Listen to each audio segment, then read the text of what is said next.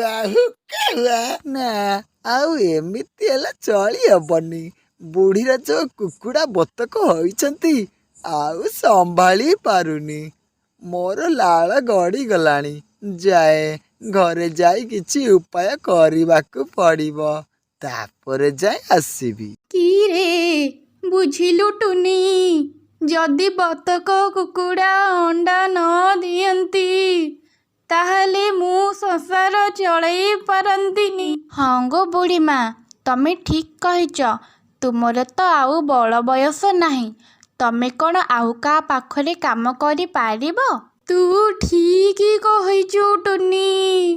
मु जाउची ओ बजार रे अंडा गुड़ाक बिक्री करी आसीबी।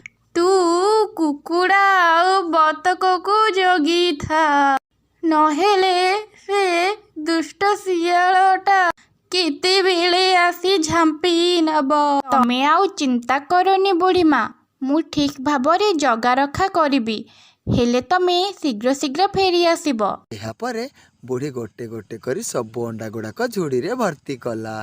तापरे अंडा नहीं बाजार को चली गला।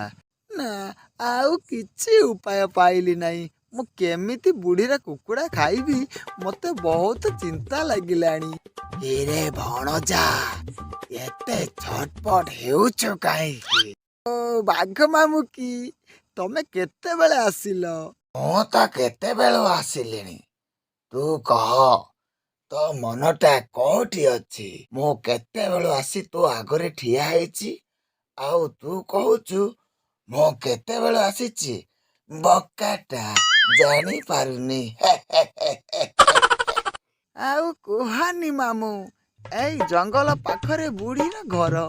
सेई घरे बहुत कुकुड़ा बतक अछंती किंतु बुढ़ी भारी चालाक। से कुकुड़ा बतक पाखक आउ जाई हेउनी। ते देखिले ठेंगारे पिटुची। कौन हेला से मो भणजाकू ठेंगारे पिटुची। तार एते बड़ साहस एइटाकू मु मानि पारिबिनी ना। हाँ मामू मु सत कहूची। कौन सिए दबनी। अरे आजिकाली आउ किए मनीष को डरुची। तोर जो देहर अवस्था तते कौ मनीष डरिब कहलु। मते देख मोर जो शरीर होइची मते देखिले मनीष कौन हाथी भी झाड़ा करदेव। एठी मामू ए तुम भली शक्तिशाली हेबाकू हेले मते कौन करिबाकू पड़ियो। जिम करिबाकू पड़िबो बुझिलु। मु सबुदिन सकाळू एकाथरके 100 थर बस उठाउची 100 थर बुक डाउन करूची 100 थर एई जंगल रे दौड़ुची। सेति पाई तो मु एते बड़ शक्तिशाली होइची। अरे हे शीघ्र शीघ्र जाए आजी तो माई मो पाई शिकार धरी आसियो बोली कहूला। यह कही बाघ सेठारु चली जाए। आउ शियाल भाबे से जिम करिवो। मो जिम करिबी मते बाघ मामू परी शक्तिशाली हेबाकू पड़िबो। ता पूर्वरु मते किछि खाइबाकू पड़िबो। जाए बुढ़ी घर को। बुढ़ी अछि कि बाजार को अंडा बिक्री कर जाइछि जानिबाकू पड़िबो। यह कही शियाल बुढ़ी घर को जाए। गोटे गछ उहाड़े लुचि भल करी देखे जे बुढ़ी अछि कि नाही। ना लागुची बुढ़ी घर नाही। बुढ़ी घर टुनी पक्षी सहीची। एटा गोटे भला सुजोग। जाए बुढ़ीर कुकुड़ा नहीं पलाए। हुक्का हुआ हुक्का हुआ। शियाल डाक शुणी टुनीर निद भांगी जाए।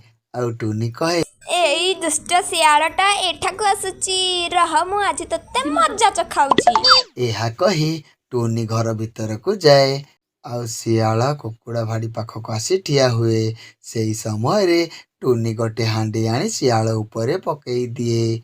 हांडीटी शियाल मुंडरे घड़े हो जाए। एई समय रे बुढ़ी घर को फेरी आसे। मरी गली रे किए मते रक्षा कर। जा केते दिन कुकुड़ा चोरी करी खाइबू खा।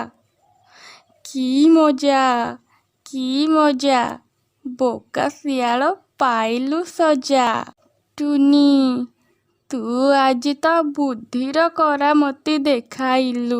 ତୁମ ପାଖରୁ ତ ସବୁ ଶିଖିଛି ବୁଢ଼ୀମା। ତମେ କେତେ ଚାଲାକ ବୁଢ଼ୀ। ରହ ରହ, ଆଉ ପ୍ରଶଂସା କରିବା ଦରକାର ନାହିଁ।